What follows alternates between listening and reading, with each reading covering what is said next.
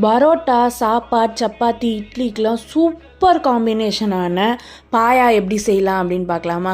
So நான் வந்து நல்லா ஒரு தடியான ஆடு கால் வாங்கினதுனால 10 விசில் ஆல்ரெடி எடுத்துக்கிட்டேன்.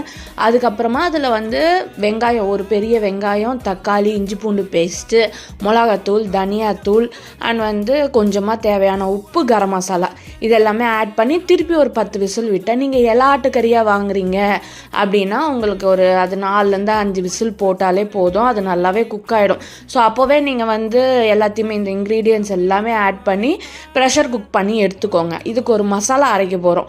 அதுக்கு வந்து நல்லெண்ணெய் விட்டுட்டு அது கூட சின்ன வெங்காயம், சோம்பு, பட்டை, கிராம்பு, மிளகு அண்டு காஷ்மீரி மிளகா நான் ஆட் பண்ணியிருக்கேன். நார்மல் மிளகா கூட நீங்கள் எடுத்துக்கலாம். அது எடுக்கும் போது கொஞ்சம் கம்மியாக எடுத்துக்கோங்க, ஏன்னா நம்ம மிளகாத்தூள் ஆட் பண்ணியிருக்கனால. ஸோ கடைசியாக வந்து கொத்தமல்லி அண்ட் தேங்காய் போட்டு நல்லா வதக்கி அரைச்சி எடுத்துக்கோங்க.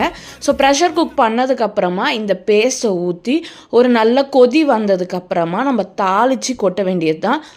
ஸோ இது வந்து பரோட்டா, சப்பாத்தி, இட்லி, தோசை, பூரி அண்ட் சாப்பாடு கூடமே சூப்பராக இருக்கும். கால் எந்த அளவுக்கு நீங்கள் வாங்குறீங்களோ அந்த அளவுக்கு ப்ரெஷர் குக் பண்ணிக்கோங்க. நல்லா வெந்ததுக்கப்புறமா அது ஜூஸியான கால் இப்படி அப்படி உதிர்ந்து விழும் பார்த்துருக்கீங்களா, அந்த மாதிரி இருக்கும். ஸோ பசங்களுமே நல்லா விரும்பி சாப்பிடுவாங்க. வீட்டில் ட்ரை பண்ணி பார்த்துட்டு எப்படி இருந்துச்சுன்னு சொல்லுங்கள்.